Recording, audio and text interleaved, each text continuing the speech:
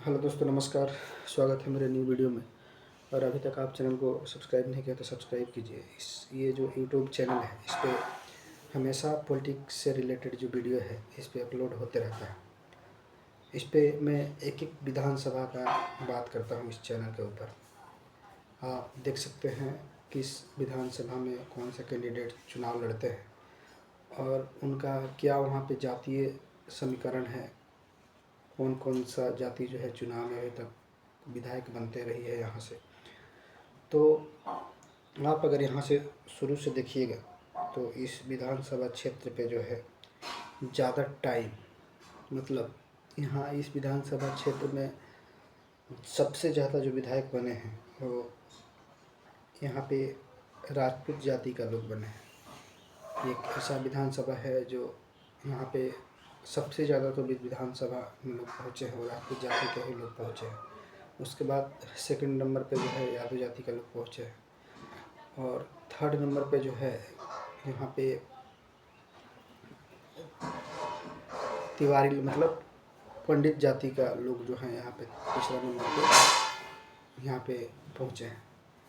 इस विधानसभा का जब निर्माण हुआ था उस टाइम में ही आप देखिएगा तो यहाँ सबसे पहले जो है तिवारी जी ही यहाँ से चुनाव जीते थे। उसके बाद देखिएगा तो सभापति सिंह, जो टाइटल से ही लग रहा है कि ये राजपूत जाति का ही होंगे। उसके बाद ब्रजकिशोर नारायण सिंह जो हैं यहाँ से लगातार जनता पार्टी से भी रहे हैं, कांग्रेस से भी रहे हैं और उनके लड़का जो हैं मंजीत कुमार सिंह जो हैं वो एसएपी पार्टी से रहे हैं, सपा पार्टी से रहे हैं।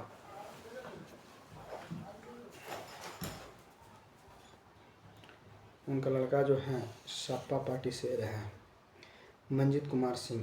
ब्रजकिशोर नारायण सिंह का पुत्र जो है मंजीत कुमार सिंह जो है इस अभी भी जदयू पार्टी से इस फील्ड में एक्टिव है, जिनको अभी नागरिक परिषद का अध्यक्ष बनाया गया है। ये एक ऐसा विधानसभा क्षेत्र है जिसमें राजपूत जाति का संख्या भी बहुत अच्छा है। सेकंड नंबर पे जो है यादव जाति का भी संख्या है और पंडित जाति का भी संख्या है। तो जिसके साथ भी मुख्यतः दो जाति है वो जुड़ जाता है, वो उनका विधानसभा पहुंचना लगभग फाइनली हो जाता है। यहाँ से आप अगर रिजल्ट का देखिएगा किस समय कौन लोग रहे हैं तो आपको हम बता देते हैं। इसमें आपको हम बता देते हैं कि कौन कौन लोग रहे हैं। आप 1972 से मेरे पास डाटा उपलब्ध है, उसके हिसाब से बता रहे हैं। तो 1972 में देखिएगा तो यहाँ से एसओपी पार्टी जो हुआ करता था उस समय, अभी के टाइम में इस पार्टी का कोई अस्तित्व नहीं है, उस समय हुआ करता होगा। 1972 में एसओपी पार्टी से चुनाव लड़े थे सभापति सिंह। उसके बाद 1977 में चुनाव लड़े थे। आपको हम एक बार शुरू से दिखा देते हैं कि क्या किन से टक्कर रहा है। इसमें आप क्लियर देख सकते हैं कि कौन कौन 2 नंबर पर हैं। आप अगर उस समय का 1972 का इतिहास देखिएगा तो संयुक्ता सोशलिस्ट पार्टी जो था, सोशलिस्ट पार्टी, उससे सभापति सिंह चुनाव यहाँ से जीते थे और उनके विपक्ष में उस समय कांग्रेस था और एक सेकंड नंबर पे थे इंडिपेंडेंट कैंडिडेट जो थे हरिंदर प्रसाद। उनको लगभग 11,000 वोट आया हुआ था, कांग्रेस को 10,000 और सभापति सिंह को 36,959 वोट आया हुआ था। 1972 का बात है। 1972 से 77 तक लगातार रहे। उसके बाद जो है सोशलिस्ट पार्टी एकदम से है जो गायब हो गया है। वो यहाँ आप देखिएगा तो जनता पार्टी यहाँ से आया, नया जनता पार्टी आया हुआ है। 1977 में जनता पार्टी से चुनाव लड़े हैं ब्रजकिशोर नारायण सिंह और उनके विपक्ष में देवनंदन सिंह सीपीआई से जो सेकंड नंबर पे थे। योगेंद्र सिंह यादव इंडिपेंडेंट चुनाव लड़े थे और सुरेश प्रसाद सिंह इंडिपेंडेंट चुनाव लड़े थे। तो यहाँ पर ब्रजकिशोर नारायण सिंह 1977 में चुनाव जीतते हैं। उसके बाद फिर 1980 में चुनाव होता है, 3 साल के बाद में ही। तो उस टाइम भी जनता पार्टी जेपी से ब्रजकिशोर नारायण सिंह जो है यहाँ से चुनाव जीतते हैं 1980 में भी। और उसी समय जेएनपी पार्टी जो है, सेकुलर जेएनपी पार्टी से देवदत्त राय जो है यहाँ से चुनाव लड़े और 13,000 उनको वोट आए। मानदेव तिवारी को लगभग 11,595 वोट आए, श्रद्धा सिंह को। और ऐसे करके 1980 में जो है ब्रजकिशोर नारायण सिंह चुनाव जीते हैं देवदत्त राय के विरोध में। और उसके बाद 1980 के बाद 85 में चुनाव हुआ। उस समय इंडियन नेशनल कांग्रेस में ब्रजकिशोर नारायण सिंह आ गए हैं और उनको 55% वोट आया। उनके विरोध में देवदत्त राय चुनाव लड़े थे लोक दल से, उनको 38% और उनको 55%। मतलब देवदत्त राय जो हैं 1977 से ही 1980 से ही फाइट कर रहे हैं और 85 में भी हारे हैं। उसके बाद देखिएगा 1980 85 के बाद 90 में चुनाव हुआ है और उसमें ब्रजकिशोर नारायण सिंह जो है कांग्रेस से लड़े हैं और वहाँ भी लगभग दोगुना वोटों से देवदत्त प्रसाद जो है चुनाव हारे हैं। और Manadev Tiwari independent 3rd number पे थे। अब 90 में ये जीते हैं। उसके बाद देखिएगा तो 95 का चुनाव जो है, 95 में यहाँ से जनता दल के टिकट से लाल बाबू प्रसाद यादव चुनाव लड़ते हैं और यहाँ से चुनाव जीतते भी हैं। 36,000 इनको वोट आता है।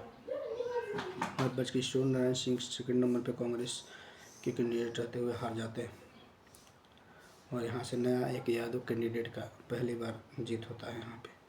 उसके बाद देखिएगा सन 2000 में तो फिर यहाँ से ब्रजकिशोर नारायण सिंह का जो लड़का थे मंजीत कुमार सिंह, इनका युवा चेहरा का नया उदय होता है और यहाँ लगभग जो है 60,000 वोट इनको आता है। और लाल बाबू प्रसाद जो चुनाव जीते हुए थे उनको 40,000, देवदत्त प्रसाद को 19,000।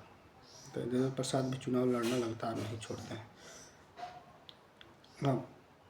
अब इसके बाद देखिएगा फरवरी 2005 में देवदत्त प्रसाद 1980 से लड़ने के बाद 2005 में इनको एक बार जो है यहाँ पे जीत मिलता है लगभग 10,000 वोटों के अंतर से, जिसमें इंडिपेंडेंट लाल बाबू यादव चुनाव लड़े थे उनको लगभग 86,000 ही वोट आया हुआ था।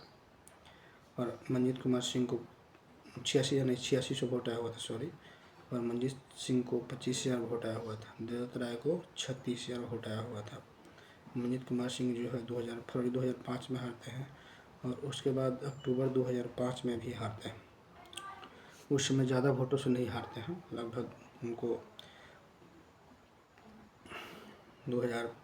अक्टूबर 2005 में भी लगभग 10,000 के अंतर से चुनाव जो है मंजीत सिंह हारते हैं, देवदत्त राय यहाँ भी जीतते हैं। उसके बाद देखिएगा तो फिर मंजीत कुमार सिंह जो है 2010 में मंजीत कुमार सिंह यहाँ से चुनाव जीतते हैं एकदम एक तरफा, मतलब लगभग दोगुना वोटों के अंदर से जो है यहाँ पे चुनाव जीतते हैं मंजीत कुमार सिंह देवदत्त राय को हरा करके। और सीपीआई के कैंडिडेट तो 3rd नंबर पे ही पहुँच जाते हैं। उसके बाद 2015 में देखिएगा 2015 में एक नया कैंडिडेट मिथिलेश तिवारी का होता है भारतीय जनता पार्टी से, जो अभी तक यहाँ चुनाव नहीं लड़ा था और पहली बार चुनाव जीत जाता है, जिनको 56,000 वोट आता है। और वही विपक्षी मंजीत कुमार सिंह को 42,000 और इंडिपेंडेंट मनोरमा देवी देवदत्त राय का जो पत्नी थी उनको आया लगभग 36,000, मतलब वो 37,000 वोट आप समझ सकते हैं। इसके बाद 2020 का देखिएगा तो 2020 में प्रेम शंकर प्रसाद यादव जो है यहाँ से 67,800 वोट लेके आते हैं और मिथिलेश तिवारी को वही वोट जड़ा जाता है 56,000 जो मिला हुआ था। मंजीत सिंह यहाँ से 43,000 वोट काट लेते हैं। उसके कारण जो है यहाँ से प्रेम शंकर यादव जो है, क्योंकि एनडीए का ही वोट डिवाइड हुआ और यहाँ से प्रेम शंकर यादव जीत गए। लेकिन अब की बार अगर एनडीए का वोट डिवाइड नहीं हुआ, क्योंकि मंजीत सिंह को नगरीय परिषद का बना दिया गया है, अब की बार अगर डिवाइड नहीं हुआ तो एक तरफा जो है एनडीए यहाँ जीत रही है। तो थैंक यू फॉर वॉचिंग। तो अब की जो है मंजीत कुमार सिंह को नगरीय परिषद का उपाध्यक्ष बना गया है और सब लोग उम्मीद कर रहे हैं कि चुनाव नहीं लड़ेंगे, जिसके कारण यहाँ पे मिथिलेश तिवारी को एक तरफा यहाँ सब की बार टिकट मिल रहा है और जीतने का भी चांस है। तो आज का वीडियो यहीं पे समाप्त करते हैं। Thank you for watching.